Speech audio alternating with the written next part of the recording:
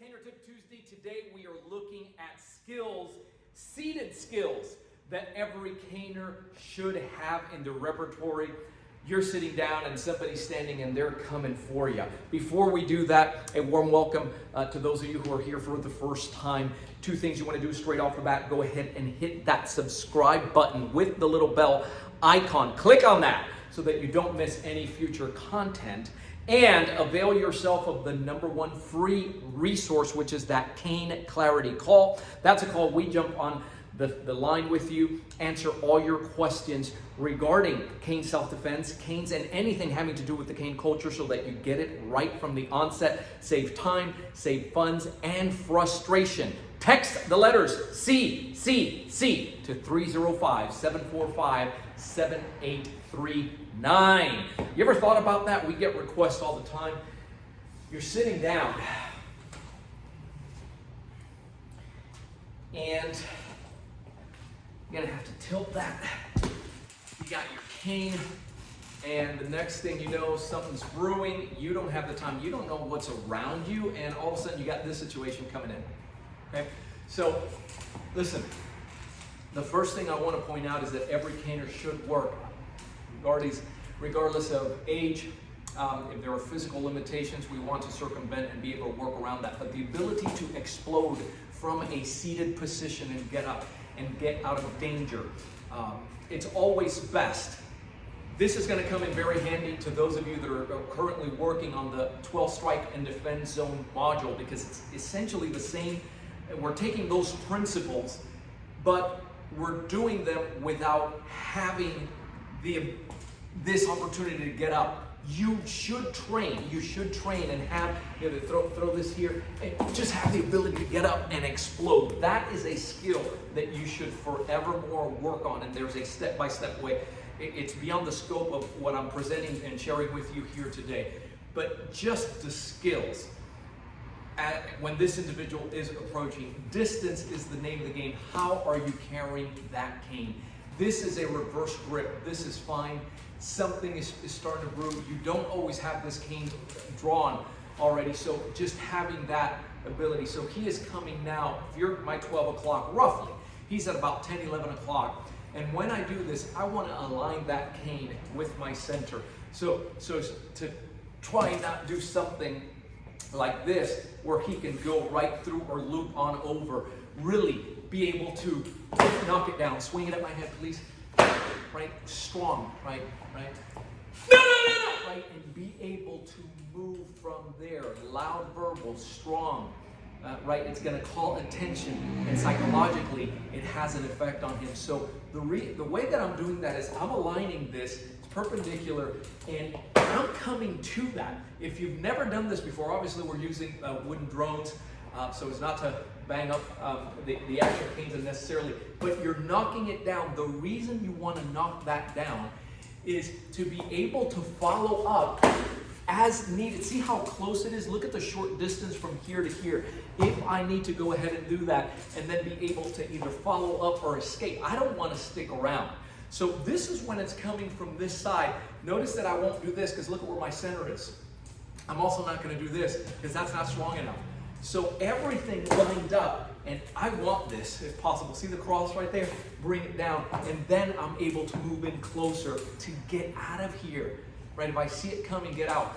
The other thing, basic principles, shortest distance between 2 points is a straight line. When he's winding up to do that, it's okay to get there first and then move out of the way. Now I have a choice here. Am I going to move to my left? Am I going to move to my right? My bigger spacing is going to be here. So this quote-unquote roof block, when he comes down, my cane is covering that whole area. Ideally, when he does this, and I'm going towards the throat, right, I'm coming towards the face up here. That's so broad that you're coming up here, but towards the vision, because what I want is to draw. Notice what happens. Go ahead and point up here. So you see what he just does automatically. Look at where my cane is, right? And he gives me an opportunity to do that. Now when that tool comes down, I'm out of here. Take out that limb and get out. Get out. And so you do have one opportunity to do this. In this case, I would have to cross over, come the same way. Oh, I don't want to be there. for it.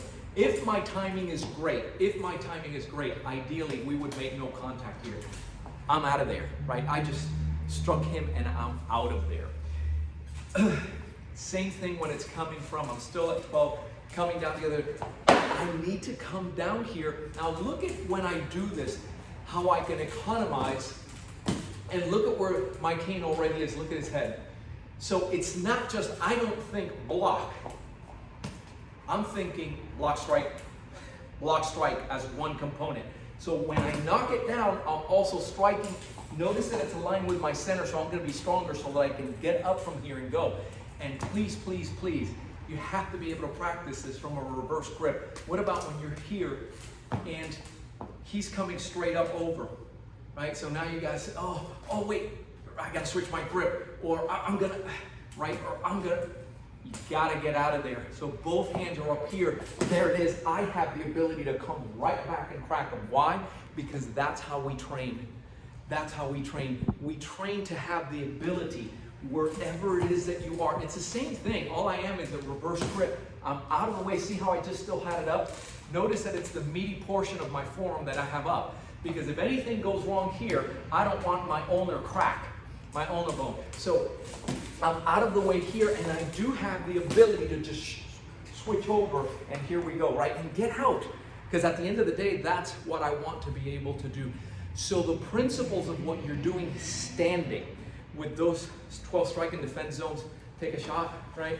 Those perpendicular shots are coming in, right? Notice that I'm knocking that down because I want to be close enough, right, to be able to intercept and get right to the heart of the man or to his center so that I can escape and get out of here.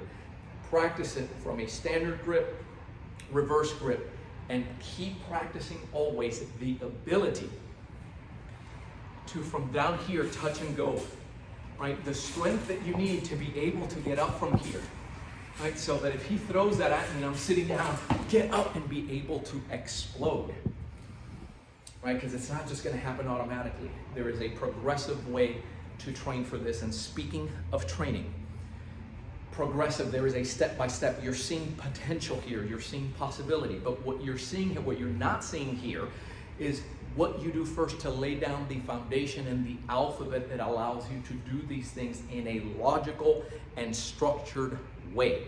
So if you're watching this and you say, how do I even get started with that? Let me look up more YouTube videos. Let me look up more YouTube videos from a variety of individuals. Let me see if I can patch that together. Stop wasting time with that. Let's cut right through that. Before you do anything, before you invest in a course, before you purchase another cane, before you do any of that, just go ahead and text those letters CCC to 305-745-7839. Let's have a conversation first. Let's listen to you first, and then we can go ahead and outline something that's going to work for you. All right, thank you so much for your interest in what we do always. Go ahead, feel free to comment. Keep caning. Stay safe.